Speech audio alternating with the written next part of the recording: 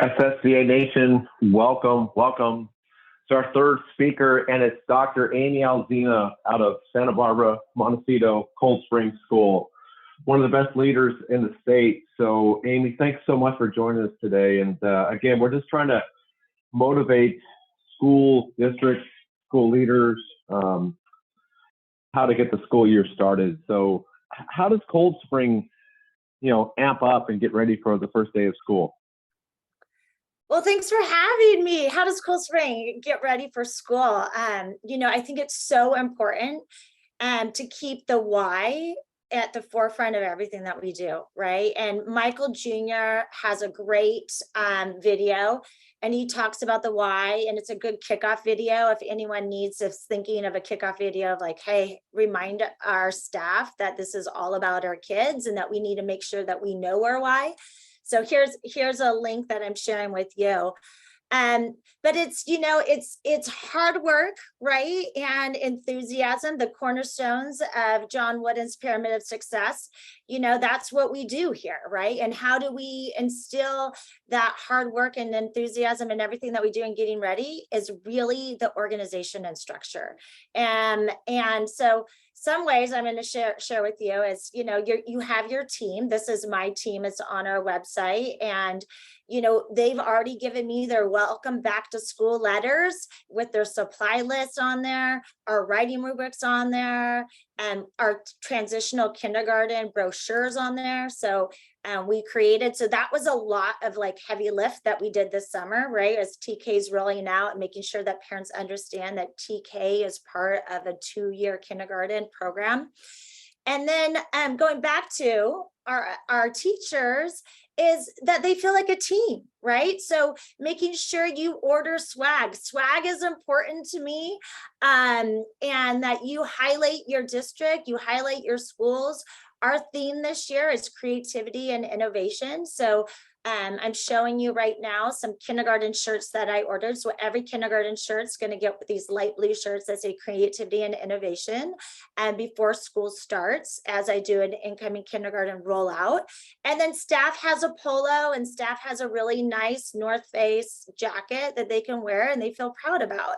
As well as, a bag, because, school spirit, showcasing your school spirit. So making sure your staff really feels like they're connected and that they are valued and they're part of the team is really, really important around that why. And then going back to that, we also have to make sure that we're preparing our kids this summer. And so many of us are using the Renaissance Learning Star Reading. They have a MyOn program too that we rolled out this summer. And so we just did an informal video. It's 4 minutes long on our summer reading program and inspiring our kids to read over the summer by taking an AR quiz. And it was just with my iPhone, nothing fancy, and it's posted on YouTube. And it's like, hey, you don't want to miss out. You don't want to not get a squishy, right? That's important. And our top readers are going to get a Cold Spring dolphin, right? So these are great ways, I think, to prepare our kids, because that's really important too, with enthusiasm, and you got to work hard as well. And getting, so our staff can be prepared for that reentry. But staff likes Amy, to be part. yeah, Amy, I've been around a long time, probably too long, but you said that your kindergarten kids get their t-shirts of your theme. That is epic, because I always hear, you give it to the staff, you give it to the board members, all that stuff, but you actually give your theme t-shirts to kindergartners who are going to be your lifelong clients, right? That's brilliant. I just love that. And then our parents as well, right? So they want a bag. So they're going to have a nice Cold Spring bag like this. Yes. They can take to the beach with them. They can showcase their school spirit and pride as well. Oh, that's so smart. So the parents get a bag, the kids get a t-shirt, and they become your lifelong clients, right? That's unheard. I've never heard of that. And I love that, by the way. That is so smart. That's so great. And then also taking your staff off campus. I was just saying, it's important as you're preparing your staff for the success of the school year is, if you have a PD day, which we do, right, is that the first day I'm actually partnering with the Santa Barbara Zoo. So our staff is all going to go to the zoo, and they're letting us use their pavilion for free. We're having a nice breakfast and lunch, and our leadership team's going to So talk about cool. how we are going to continue to build our school culture and climate and go over our goals and our commitments as well. And then I just met with a parent when we come back our second day. It's just a half day at the zoo. She's like, "What can I do to help?" And I said, "You know what? It'd be really great if we had lunch here on campus." And so she's like, "Done. I'll help, and I'll make sure that happens." So getting parents a part of that process, I think, is really helpful as well. And so, how do you make that fun? And the zoo is actually going to give us a nature walk and an exhibit walk as well for free as well. So we get to go and engage with the animals and learn Oh, about some of their resources. So Amy, I Taylor has heard me say this before, but people say they're going to have a staff retreat and it's at the school site. They go, no, that's a there's no treat. Right? The treat is to go to the zoo and have some fun and walk around. That's beautiful. That's a great idea. Great idea. Hey, how about this? So you have like a school that has like the top reading and math scores in the whole state, right? And I always say to leaders, how do you motivate great teachers to be greater, right? Because it's so that they want to be pushed, and you can't just settle on being complacent, right? So you have to really push them. How do you motivate your great teachers to be greater? one of the things I did at the end of the school year, I said, what is it that you want to focus on as we move forward next year? So I sent out a survey. And what you'll find is just like our students have diversity in their needs, so do our teachers, right? And so creating, I Yep. think, personalized learning for our teachers and providing those spaces for the teachers that want to revise their report card, that want to enhance our current English language arts program, that need professional development in writing.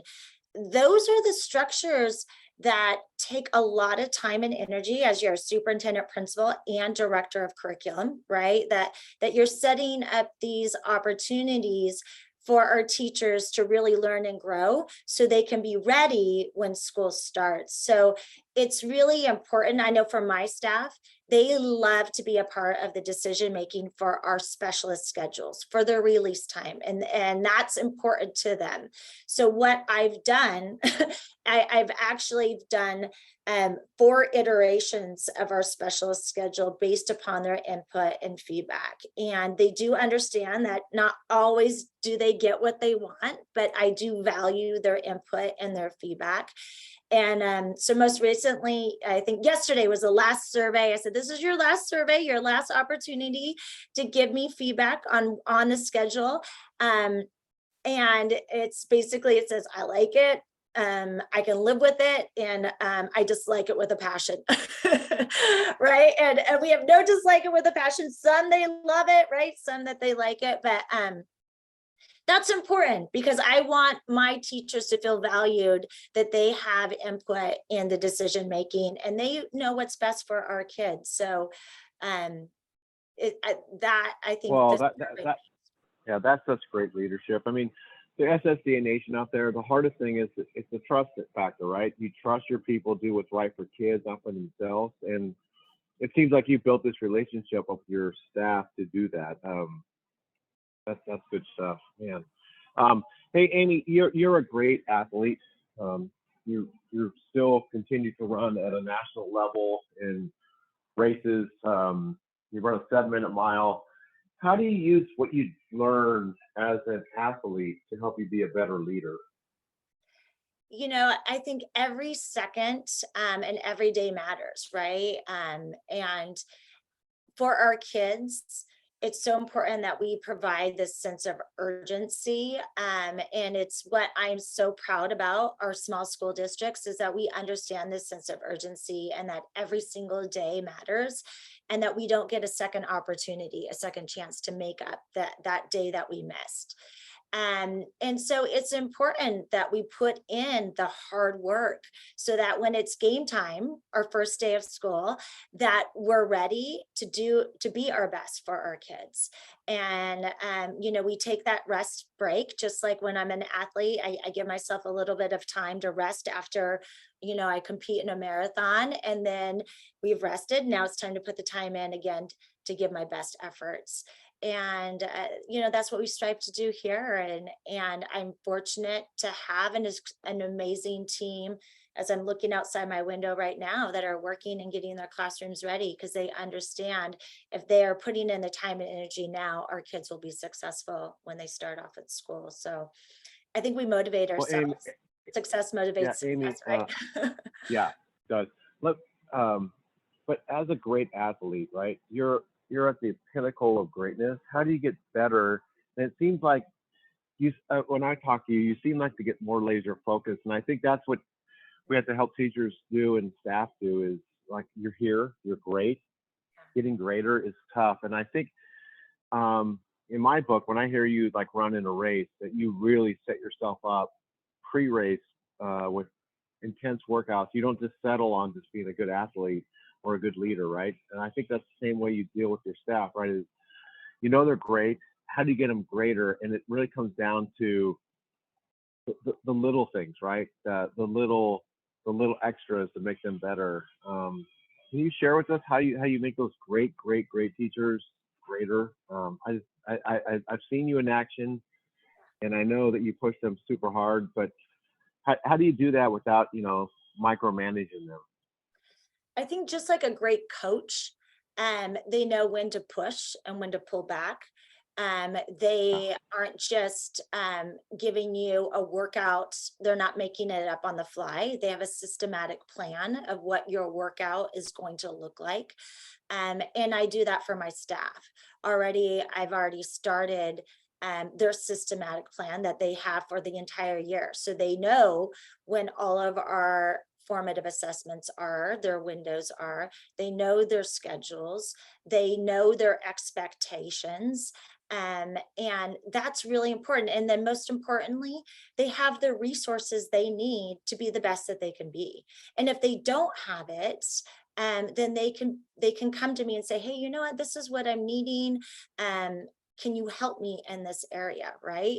Just like an athlete, making sure that you change out your shoes is really important, right? That you tie your shoelaces appropriately. And it's the details that really do matter. And so I ask my teachers to turn in their year-long scope and sequence, right? So we can be systematic about our integration that we're doing across all levels, right? And across all subject areas. So the more laser focused I can be as their leader on setting up organizational structures and making sure they have all the resources they need, then they can really focus on what's important, and that's our kids, and not get distracted by all the other initiatives that are out there. And this my student video, I think, is a great example of that. It's easy to forget, like, I need to motivate my kids. Those are that's my audience, right? I need them to be reading over the summer so they can be the best they can be when they enter.